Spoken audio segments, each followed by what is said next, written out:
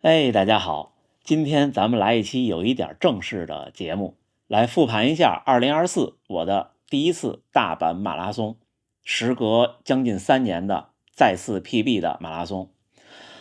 我知道很多屏幕前的小伙伴呢习惯听视频，这一次呢也希望您可以把画面打开，因为我准备了很多数据、图片还有录屏在屏幕上辅助我的这一次复盘。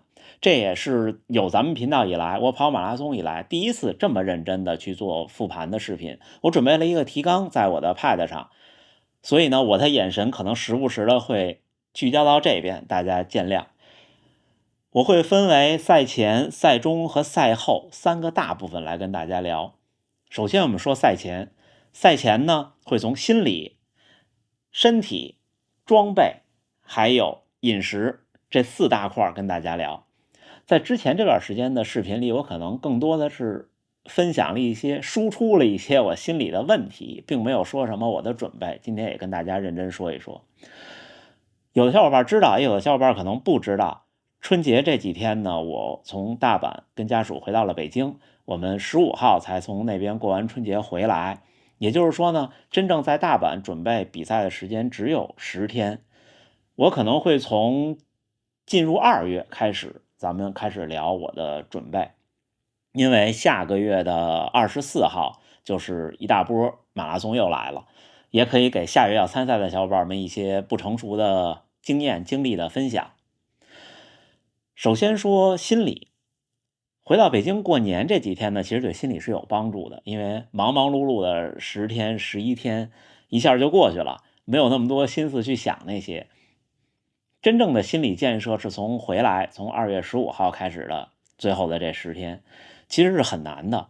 就没有任何一个人面对比赛是不紧张的，不管这个比赛是5公里、10公里、半马还是全马。就好像我有时候分享过吉普乔格真正成功破2的那次，后来有一个电影讲述这件事儿，半纪录片形式的电影，就是说他紧张的不行，然后赛前那一晚几乎就是1个小时醒一次，这都是肯定的。他会想，我没有成功怎么办？我半截发现我达不到目标了，我要不要停下来？而且他的压力肯定要比我们大得多。比方说，肯尼亚的总统还提前给他打电话，我觉得这个总统也是有点不知道啊。这一个电话过来，不管是说什么，可能都会徒增压力，是不是？所以呢，我又是一个心理不够强大的人，跟大家老输出这些。但是呢，我输出这些其实就是我调整心理的一个办法，就是我会更多的去把预期降低。这个预期降低啊，我的窍门是你只在心里想没有用，或者用处不大。你要说出来，不管是和你的家人说、朋友说，还是像我和屏幕前的各位说，就是你认为谁对您的成绩的预期越好，或者说越在意，您就和谁说。这样的话呢，就好像有点打预防针的意思，去倾诉。你就说，哎呀，我感觉好紧张，我可能不行，我这儿好像没准备好，我那儿好像没准备好。然后这些东西倾诉出来，它不会改变你的成绩，但是呢，会有一个心理暗示，你的心理预期就下降了。心理预期下降，你压力就会小一些，并且呢，在这几天里呢，给自己有一些阶段性的仪式感。什么意思呢？比方说，你可以说啊，我提前8天开始控制饮食了。当然，饮食是后话，但是是这么一个事儿。或者说我提前4天去修剪脚指甲，或者我提前3天最后一次泡澡，最后一次泡脚，或者最后一次按摩。这些它都是把你这段生活分成一个一个阶段，让您觉得我进入了下一个状态。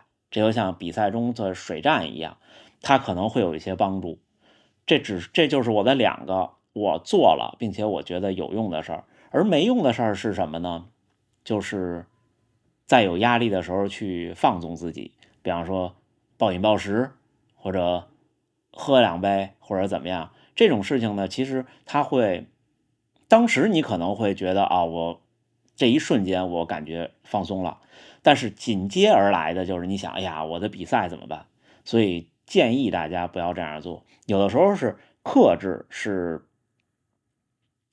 缓解焦虑的一个很好的办法。虽然克制听上去会增加焦虑，但是其实不是这样，对马拉松比赛，因为其实您心里是明白您自己的身体状态和竞技水平的，只不过马拉松太长，您觉得有不确定性而已，这一点您相信我。之后就是身体的准备，身体的准备呢，我把它主要说分为训练和休息，因为饮食是不算身体准备，是下一部分。至于训练，这个月我跑了428公里，总共，因为今天是2月29号，咱们节目录制的时候，跑了429公里，对我来说很少，少大概100到150公里的样子。这100到150公里是怎么少的呢？大概有40公里是因为回北京过年，因为如果不回北京过年，只是过年的话，包括以前在北京我都是不少的，这次确实耽误了一些训练，造成少了这一点。另外的100公里到120公里是为了比赛的减量，当然不是说您也要减100公里，这要看您的跑量。您如果月跑量是500公里，那就减到400公里；如果您的月跑量是300公里，那就减到240公里；如果您的月跑量是200公里，那就减到150公里或者130公里；如果您的月跑量只有130公里，那就减个10来公里、20公里就好了。其实说白了就是赛前最后的这8到10天，或者说8天吧，开始减。像我的训练是这样的，我从北京回来就开始恢复强度训练，因为在北京其实维持了跑量，但是强度不高，只有1次强度课，错过了1次强度课。所以说回来以后先是开始一些强度训练，紧接着回来的那个周日，就是比赛前一周的周日，我们周六，抱歉，比赛前一周的周六，我们进行了一次10公里的模拟的小测试，大家几乎按照马拉松配速或者快一点的配速去跑10公里。那天我是3分39的平均配速跑完的10公里，当时的体感是我觉得我可以跑20公里或者是25公里，但是3分39的配速跑不了40公里。当时是有些快，因为田中先生带的快，我也想说快一些，给自己奠定一些信心，因为那天的目标配速是3分45每公里，差不多是这样。这是最后一次给自己奠定信心，这个奠定信心其实是很重要的。这虽然我把这些都分块说，但是互相是有交叉的，那咱们只能这么说。你赛前的8到10天有一次强度跑，不要太长，这样呢对你的身体有什么好处？让你的身体的速度感还能找到，记住这个速度感，或者说没有忘记这个速度感。紧接着就是这次之后，你可能能高兴2天，觉得自己还行，是吧？但是这种不要在比赛周，就是比方说从周一开始就再也不要做强度训练了，否则您的身体是恢复不过来的。这是训练，就是最后这一周之前的训练。最后这一周怎么练？就是逐渐减量。最后这一周应该要整体减到您平常训练量的40%甚至以下。怎么减呢？如果我不管您是以几天一练这种周期，因为很多人是按1周一个周期，周六一定是休息的，就是周日比赛，我们从比赛日往前说，周六一定是休息的，然后周五不要休息，周五呢大概进行5到7公里的训练，这个训练里最好包括大概有3、4次的100-200米的冲刺，去维持一下速度感。之后周四和周五差不多，也是5到7公里或者7到10公里都可以，但是这就是单纯的轻松跑。然后周三可以安排休息，周一周二正常训练，跑量呢是您平常的70%就 OK， 不要加强度，轻松跑的量就可以。基本上我就是这样安排，可能周一周二我比70%还稍微少一些，因为之前的周六的测试，再加上之前的训练不连贯，导致周六测试完之后有些疲劳，这是您大概的调整。整体的逻辑就是降到40%，同时周六休息，周五冲几组，就是这样。之后就是装备的选择呢，这个事儿我其实发言权不是特别的有发言权，因为我到最后还在纠结鞋的问题。是这样，您要了解比赛当天的天气，但是我可以这样说啊，只要您参加马拉松比赛，并且它不是极限天气，就是您要去跑成绩的话，都是竞速装备，就不要穿长袖长裤这种是在马拉松比赛中是会影响您的成绩的，这个是肯定的。就除非像去年是杭州还是哪儿，因为我没有去，但是我听说是0摄氏度那种，这种就不是以冲成绩为目标的比赛了，咱们就另说了。一般比赛在5摄氏度以上，不管下不下雨，都是竞速装备，唯一的区别就是手套、还有臂套、还有帽子。你们看2022年的北京那天很冷，我就没有戴这种帽子，我戴了一个能护住耳朵的帽子，这个没关系。然后呢，大阪马拉松的时候我戴了手套，但是10公里的时候因为就热起来，我就给家属了。其他的呢就是臂套，臂套是一个特别合适调整温度的一个装备。像夏天的比赛戴那种薄的排汗的，冬天的比赛戴我最近这2场比赛都戴的那种就是厚一点的，这种会让你的胳膊很暖和，效果非常明显。波士顿马拉松的时候大雨，大家知道的，大家也不用担心手套跟臂套湿了以后会更冷，不会的。我戴着臂套，但是当时还是特冷。在40公里看到家属把臂套摘了给他了，给了他我就后悔了，两个胳膊冷的就一下就温度骤降，所以说明臂套是非常有用的一个保暖的手段。如果天气热的话，是一个非常有用的排汗的手段，所以非常建议戴臂套。同时，戴臂套还有一个好处是，臂套里可以塞能量胶，这边我是这边塞了2个，这边塞了1个，然后那个电解质胶囊和电解质丸这种东西，或者你要吃的片剂的东西，是拿一个透明塑料袋，然后从这儿塞进去。我都是这样，拿起来非常的方便，而且呢，跑的时候呢，什么都不影响。这个要比就算您有腰包裤，也比要放在腰包里，我觉得更舒适一些，因为腰部的压力尽量还是小一些比较好。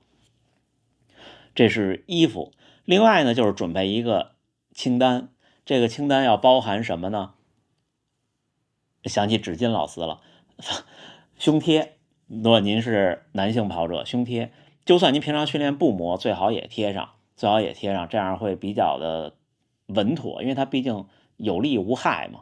而且还有个小窍门是，大多数竞速背心儿，尤其是那种没有网孔的竞速背心儿，比方我穿的那件紫色的，如果你不贴上的话，是能隐约有凸起的，不好看，照相贴上。然后呢，防磨膏要磨几个地方，第一个地方是裆部，就防止磨裆；第二是腋下；第三个是这儿，就是背心这个带儿的这个地方。还有呢，如果是下雨的话，可以考虑拿凡士林抹脑门，然后抹脖子，还有袜子的上缘这一块，防止水往下去。至于压缩腿套，我不建议戴，因为那个东西其实不适合比赛。个人认为啊，这个看您自己的喜好。刚才说了乳贴，说了防磨膏，这2个是平常训练不用的，而比赛要用的。之后呢，就是您常规的装备了，都列出来，一个一个的赛前打勾，因为忘的可能性是很大的。至于鞋呢，这次我有一些经验，特步的 110X 5.0 Pro，雨天完全没问题，就完全没有滑的问题。回弹和中底的这个衰减上，我觉得要优于 Vaporfly 3。Alphafly 我没有穿过这么长，我不能判断。至于选鞋的逻辑是什么呢？首先要选一双不磨脚的，就是您至少穿着它跑过半马，而且这个半马是有点强度的，你不能是因为轻松跑跟快速跑鞋磨不磨脚是不一样的。这个大家不知道有没有这种体会？你有时候跑的强度大的时候，它就会磨脚，至少要跑过半马的。我的 Vaporfly 3和110X 5.0 Pro 都是只跑过半马，没有再长了，所以当时我就在纠结，就很担心这两双鞋我怎么去选，又加上下雨，但是最后还是选了特步，因为想的是也并没有什么其他的意思啊，就是想这次拼一把，我既然都拼一把了，我不如就试一试，就是这么想。鞋呢，还是穿您平常认为最有劲儿的一双。如果是下雨的话，穿一双不要有太多海绵的鞋就好了。至于鞋底呢，我觉得大多数鞋其实在咱们这个能力范围内，滑不滑的没那么重要。就像当时阿迪达斯出的鞋，他说它的碳板是那种就前掌是分开的，便于过弯，拐弯的时候比较的不那么的怎么说呢，就比较柔和。但是其实平心而论，我觉得对咱们这种大众选手来说，真的不差那一点儿，还是安全第一和稳妥第一。千万您不要跑到15公里、16公里，脚底下觉得开始疼、磨泡了，那基本上就完了。因为我们没有专业运动员那种意志，就像10X 1.0出的时候，那次的柏林，你看咱们那几位去的运动员，虽然都创造了好成绩，最后脚上全是血泡，对吧？他们说好像有一双鞋可能不太合脚什么的，就是他能忍，咱们普通人是忍不了的。好，装备说完了，然后剩下的呢就是战术和饮食。战术咱们简单说啊，就是你自己考虑，主要就是定配速目标。这配速目标我以前也说过，赛前30天到3周吧，这段时间就25天到30天，不能再近了。自己做一次30公里或者32公里的模拟的测试，能跑多快，比赛就多快，差不多就这样。这个是一个配速的策略。至于说什么先快后慢、先慢后快这些，我真心不建议。我建议就是尽量保证匀速。当然了，一会儿说比赛的时候，我会说这次我会有一些改变，这个咱们待会儿再说。至于饮食最关键的这块呢，我准备了一些图片，这些图片呢我会穿插在视频里，主要是这样的。饮食呢没有什么特别要注意的，如果您要做碳水超补的话，那您可以听听我的建议，在赛前的8天，也就是说上一周的周六就开始控制碳水，周六周日慢慢的控制到周一的中午的时候，争取在周一开始中午和晚上就不主动摄入碳水了。如果您能做到早晨尽量的少摄入，那更好。这个坚持到周四的中午，周四中午可以开始少量吃，周四晚上正常吃，周五这一天使劲吃碳水，就是比平常要多少呢？多1倍差不多。然后周六的早晨中午多吃碳水，但是不要多1倍了，多可能是平常的150%或者160%。周六的晚上少吃一些饭，不管吃什么，让自己的胃是6-7成饱去睡觉。这是赛前的饮食的大纲。至于有什么要注意的，就是减碳水的时候多吃肉，多吃菜；加碳水的时候一定要少吃副食，控制总热量。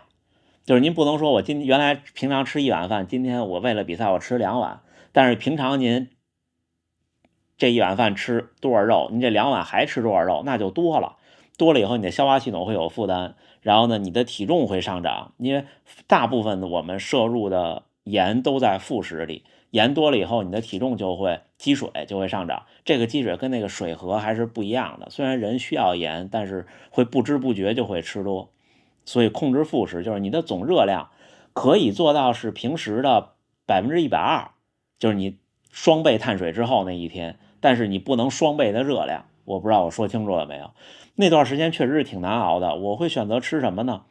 早餐多吃1到2个鸡蛋，然后呢吃各种的鱼肉，多吃。如果您有条件就买那种冻的牛排、羊排、三文鱼块，就做一大盘菜和鱼、菜和肉这种一大盘去吃午餐，我都会放在屏幕上。这样的话呢，那至少能吃得饱，但是没有碳水确实吃得不开心。如果是外食的话呢，比较推荐的是什么呢？不吃碳水的话，不吃碳水可以去吃，还是吃这些什么牛排、烤串这些肉、涮羊肉。但是涮羊肉呢，就不要吃芝麻酱了。你吃火锅的那种，吃重庆那种是香油底儿的，对吧？尽量不吃糖，糖也是碳水啊，尽量不要吃甜的，就 OK 了。然后另外这次我还多做了一步，我尝试有2天没有完全戒断，但是80%戒断了咖啡因。这样想让比赛那天的咖啡因摄入更敏感一些。这个没有什么科学依据，就是咖啡因对咖啡因没有不耐受的人群来说是可以提升运动表现的，这是有科学依据的。然后戒断这个事儿呢，是之前看过一个大破节的访谈，他会这样做，然后我这次试了试，这是我第一次试。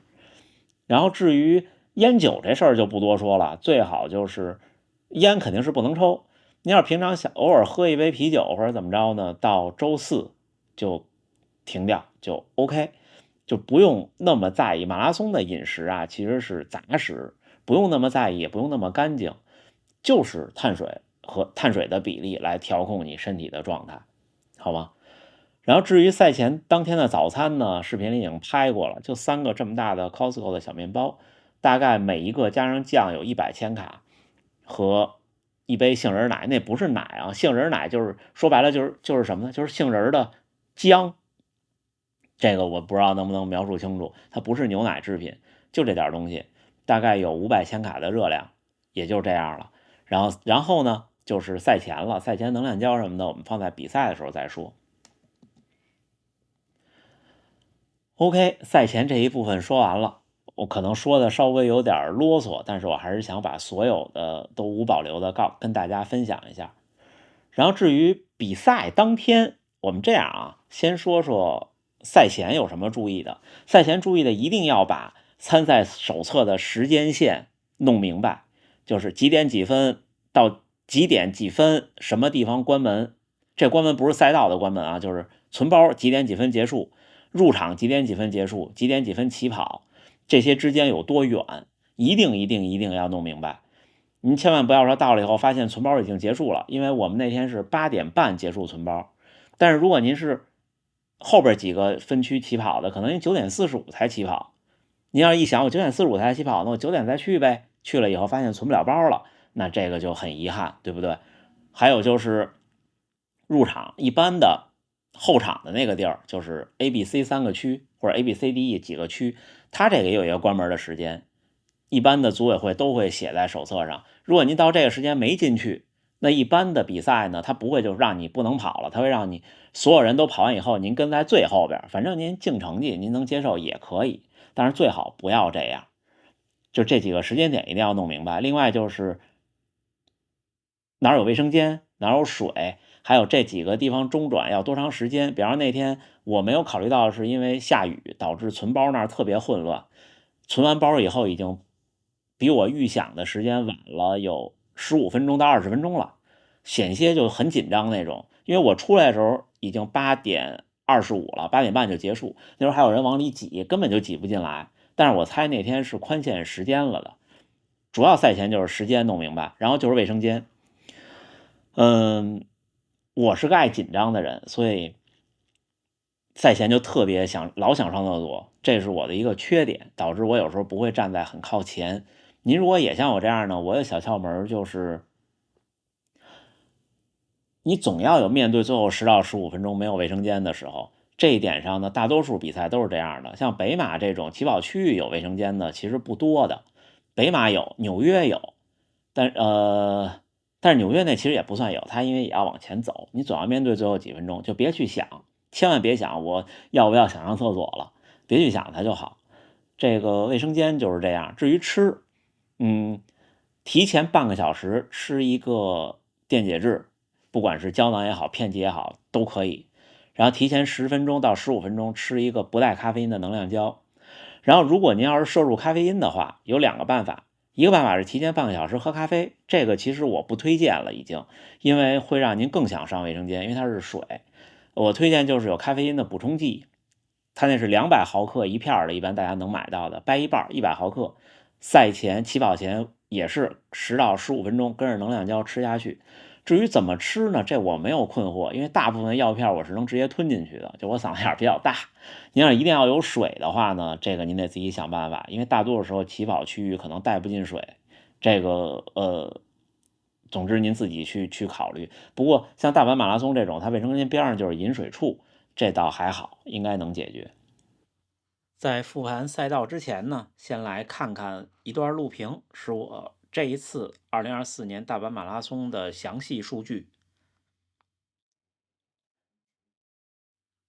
一共跑了42.62公里，用时2小时41分57。后来官方的成绩是2小时41分58。我在看我的录像的时候发现，应该是过出发点的时候可能慢了1秒摁表，平均配速3分48。从平均配速来看，确实没有达到240的能力，240应该至少是3分47，在映射到这个距离上，应该要跑到3分45才可以。平均等强配速3分46，最快1公里3分33，这个一会儿咱们说。平均心率173，这次的平均心率其实是不高的，跟我的马拉松来比。累计爬升105米，消耗2450千卡。看配速的曲线图，基本上能看出大概，最后的几公里有些掉，大部分在有氧动力区，另外一部分在乳酸阈区。心率呢上的还是很快，一直都很稳，最后冲刺的时候肯定是激动一下，而且也就不再控制呼吸了。我一般到最后的400-500米就开始不控制呼吸了，之前一直会把呼吸的节奏放得比较稳。按心率来看，我一直在速度耐力区比较多，这个区其实我不太关注。平均步频207，这个是有进步的，我以往的比赛可能都要到210。步幅平均1.27米，这个做的不好，这次做的不好。也加上可能是雨天地滑，有的时候有心理的落差，而且你们看最后掉速，其实掉的就是步幅，功率也是，功率体现的更明显。触地时间平均173，仔细看也是后面掉速的那几公里，触地时间会增加。左右平衡，因为我这次带了高驰的 Pod 2代的 Pod， 所以会有这个数据，我不太在意这个数据。垂直步幅比平均4.4%， 4.4%，垂直振幅平均5.6厘米。好，我们快速的过一下分段成绩，这个一会儿我们会细说。除了第1公里跑不开，还有33公里这个坡以外，基本上是从36公里开始有一些掉。40公里就是我说的经历的那一次胸痛，40和41。之后这次的装备是 Pace 3 2代的 Pod 和高驰的心率臂带。然后就是赛中了，赛中呢要准备的是关键里程点的时间。这个为什么我那天的视频我上来就说，哎呦，我忘了写在胳膊上了，我都会写在胳膊上。有人说看表不就行了吗？那我们分享一张图，就是这张图跟大家说好吗？大家看到的这张图是一个配速计算，是 RQ 的微信小程序，可以算您目标完赛时间的，就是每一个公里点是多长时间。就是我输了一个23959之后，它就会告诉我1公里、5公里、10公里、15、20半马、25、30、35、40是什么时间到，是能够在这里边的。然后之后红颜色的是我的手表，高驰的手表，今天没带着录像。高驰的手表记的时，蓝颜色是官方的计时，紫颜色是差值，是单位是秒。那有人说了，为什么会有这个不一样呢？那很容易解释，有2个原因。一个原因是您不可能跑最短距离，也就是说，官方那个10公里的计时毯，它是在最短距离的10公里上。但是您可能到10公里的时候，你已经多跑了200米了，不管是拐弯也好，还是左右超人也好，还是折返也好，对吧？还有一种可能性呢，就是 GPS 飘 ，GPS 偏移，大多数情况下或者绝大多数情况下都是会多记距离，不会少记距离的，除非你在一个特别小的地方原地转圈才会少记距离。所以说它都会多记距离。但是现在如果您用的是一块双频 GPS 的手表，至少在大阪或者在北京这种楼的密度的城市里是不会有太大问题的，可能一场比赛多记100米了不起了，100-200米最多了。所以大多数时候都是多跑了。那我们就看看这张图。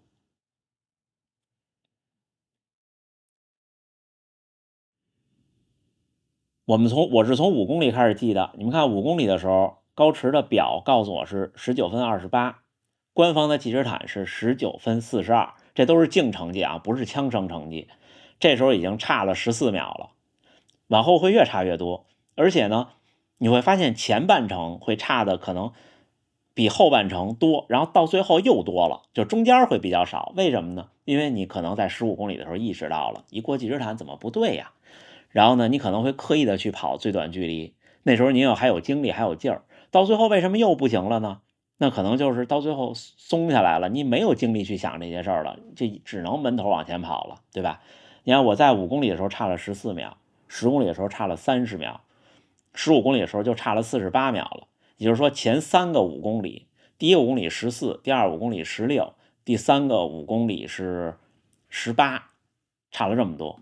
然后到半程的时候已经差了将近1分钟了，这是20公里，因为手表没有半程那个点。我猜到半程的时候我应该差1分钟，就我手表看到的时间和真正的时间。当时我也特意看了路边的计时牌，我过半程马拉松的时候是1小时20分10几，我的手表是1小时19分多一点点，好像是这样的。所以您看着手表去冲成绩，那就不现实，因为那成绩是官方记的计时，它不听您的手表，对吧？你要是自己去跑测试，那是两回事了。这就像跑场地赛也一样，它就是按圈来，它不管您是不是跑在第一道了。这个我应该是说明白了。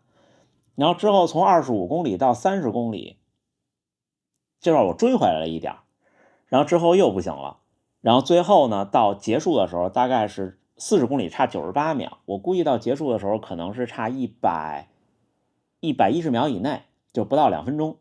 也就是说，这是我多跑的。如果我们就按98秒算的话，那最后我的官方成绩是2小时41分58，减掉98秒是多少呢？那就是2小时41分50减90秒，先减一个50，再减一个40，那就是2小时40分20秒，和我预期的非常接近。就是我可能差不多那天发挥到我自己的极致的话，在那个条件下，也就是这个成绩，还是破不了240，对不对？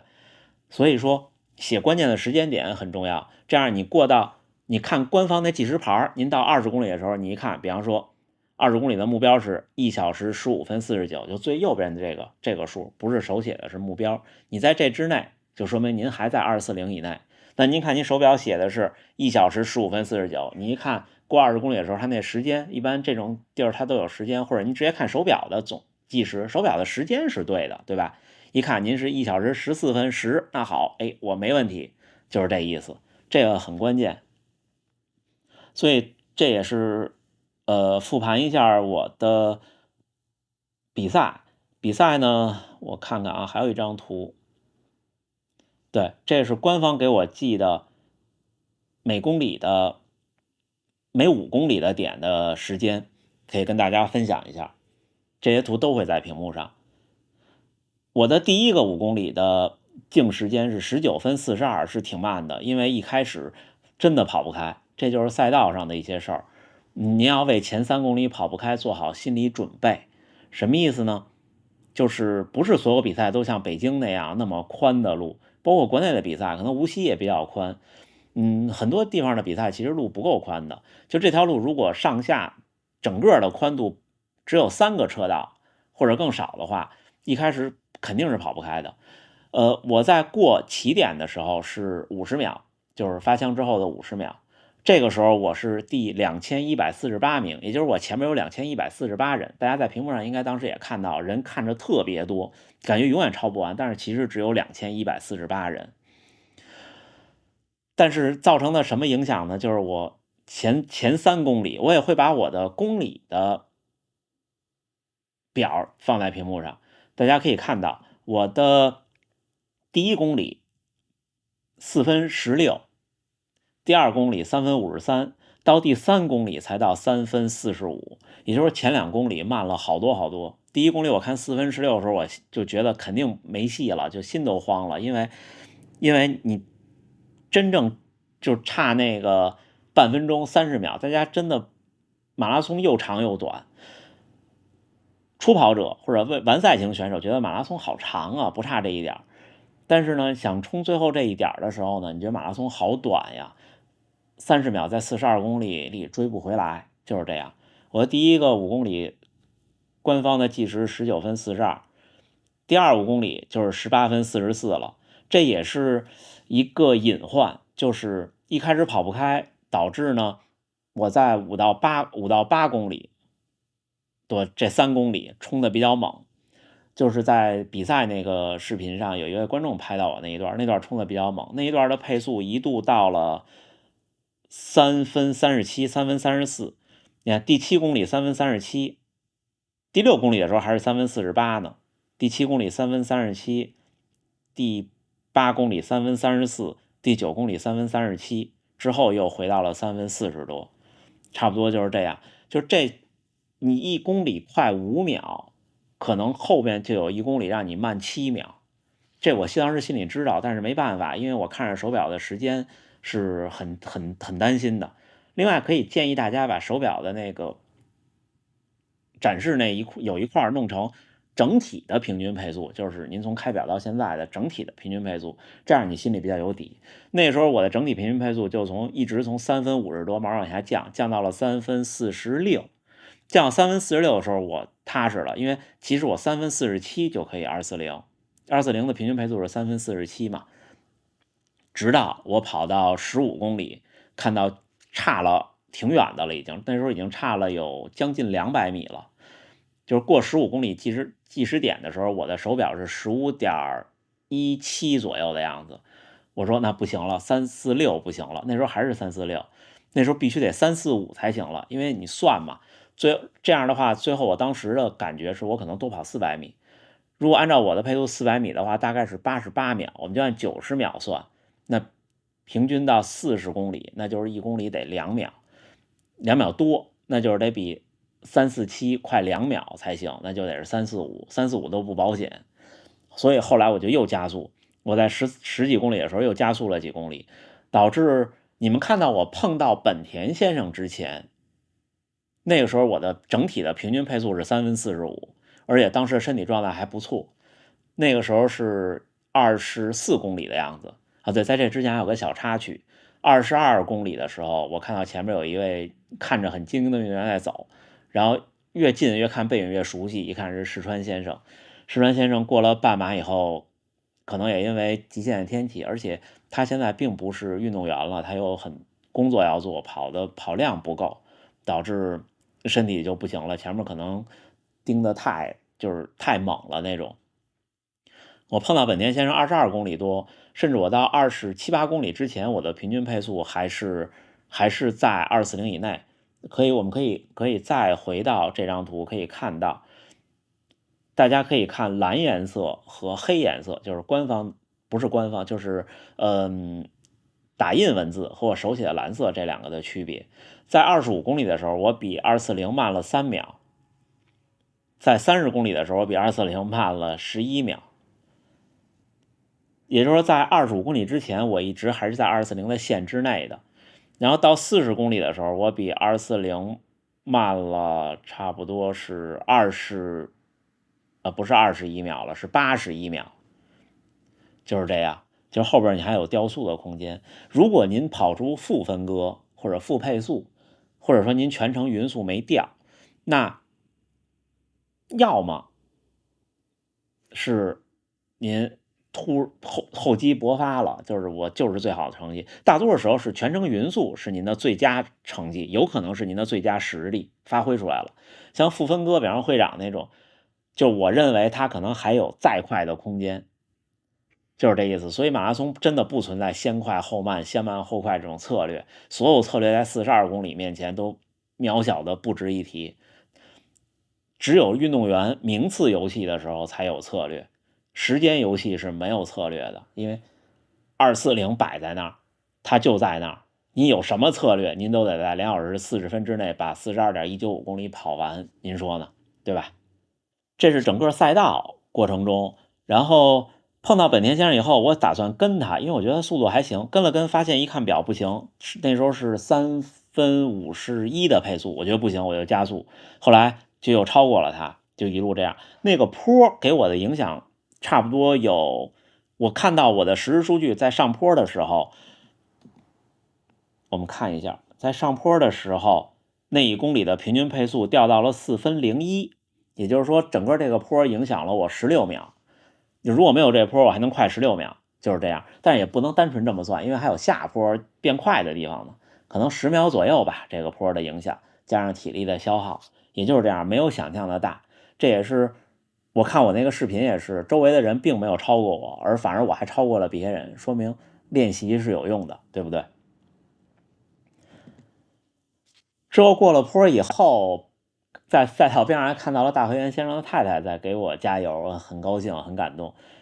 之后评论区也有小伙伴，还有其他社交媒体跟我说，41公里喊我的那位就是那位女士，就是她，那也我就是那位小伙伴，我也很开心。这些都是复盘之外的事情，我们就不在这个半严肃节目里说。然后就是赛道上的心理状态，我一般会把马拉松分成3个14公里，我觉得1/3、1/3、1/3会比较好。有的时候呢会分成四个10公里，就所谓的起承转合这么去想。但是这2个一般我都是交替配合着想。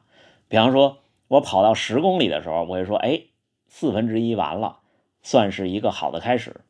跑到14公里的时候，我想，哎呀，都1/3了，很不错。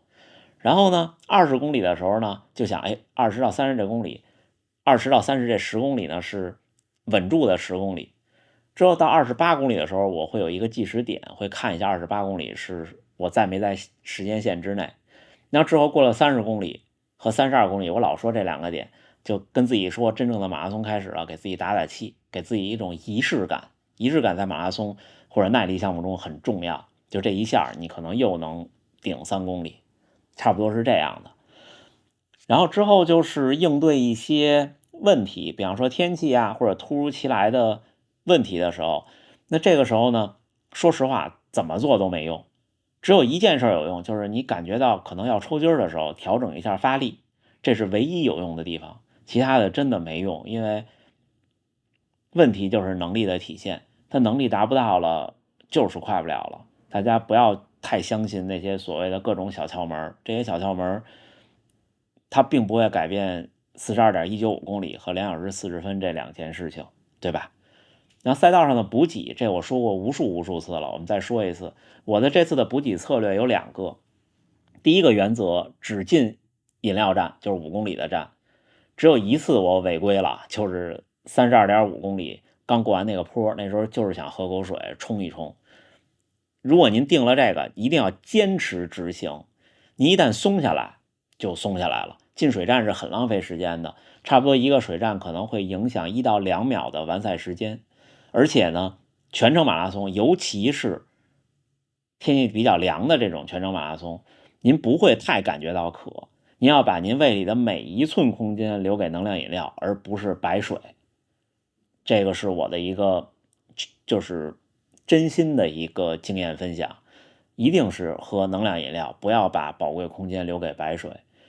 然后至于吃，赛道上给的东西有很多千奇百怪的补给，如果您是为了冲成绩，最多吃香蕉，其他的都不要吃。如果有赛会提供能量胶，那就最好了。至于能量胶的补给，这个经常看咱们频道都知道，我是赛前10分钟，然后8公里、16公里，之后是25公里，而不是24公里。我会把20公里那稍微往后推一点。赛前和8公里都是普通的，不带咖啡因；16公里是一个高咖啡因的，然后呢，25公里是一个低咖啡因的。然后之后33到34公里吃最后一个高咖啡因的。这个时候如果赛道中有能量胶补给，一般会分布在28到38之间吧，可能有的赛会给能量胶，就是您多吃一个没关系。这时候多吃已经没关系了，在前面吃的时候一定要控制。至于能量胶好不好吃、好不好咽这个事儿，我的建议是，马拉松是个吃苦的事儿，您说呢？好，赛中的这个分享、经验分享，还有我的复盘也说完了。最后就是赛后的一些总结。总结呢，其实就是总结我刚才说的这些，咱们不知不觉已经完成了这一个总结。赛中我有什么做的不好的地方呢？就是没有跑最短路线，没有预判到一开始的下坡、拐弯和路窄，如果预判到这个，我应该放弃一次卫生间往前冲，往前去起跑，或者说牺牲一些面子往前挤一挤，这个是第一。这是我的一个失误。第二失误就是没有跑最短距离，有些地方因为确实是力所不能及了。你要超人，你要这前几公里还有中间那段，有时候做的是不太好。这些都是复盘的，而这些呢是可以通过前期工作准备去解决的。其实我已经很了解赛道了，我从跑北京都没有这么了解赛道，但是还是不够。所以你们看，专业运动员会有赛前的技术会的，会带着去看赛道，这些都是有用的。所以您如果参加一场家乡的马拉松，有条件熟悉赛道，看看哪儿拐弯哪儿折返，会是比较好的。这是比赛过程中赛前的总结，其实刚才我没有说，或者复盘的不够富。我觉得我这次的饮食策略做的不错，是近年来比较不错的一次。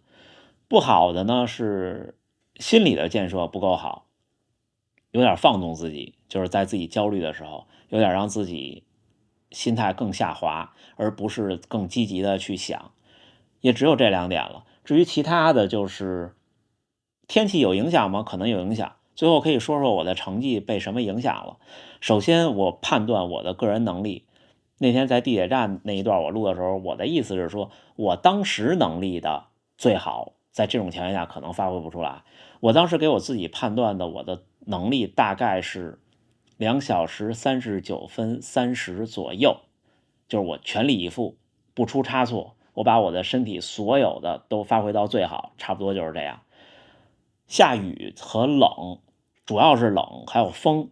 风是第1名影响成绩，冷是第2名，雨其实不算什么，主要是风。最后的几公里逆风，这些大概会影响我半分钟左右，半分钟到40秒，我估计。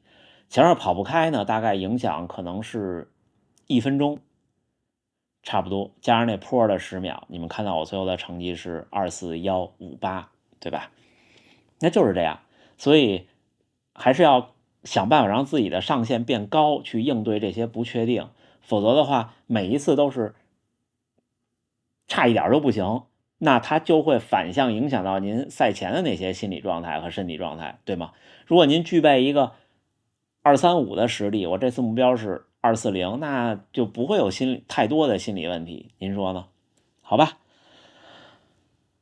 都录了40多分钟了，我说了好多好多话，但是其实心里还有好多想跟大家说。这一期呢，我们严肃的复盘，就说尽量不多说废话，那我们就差不多到此为止。一些我后续想到的东西，可以在后续的节目中跟大家按主题去分享，好吗？最后，赛道上有好多，有的拍了我的照片，拍了我视频发给我，有的只加油喊，我听到我回了您。有一位给我发了视频，但是只有您，我好像是真的没有听到。不管是在赛道上的，在屏幕前的，还有在我的那个追踪页留言的，还有现在看到这部视频的各位，时隔3年的 PB 这个成绩，都有各位的一份儿，都是各位给我鼓励、给我动力，甚至给我压力，让我前进。这些我都明白。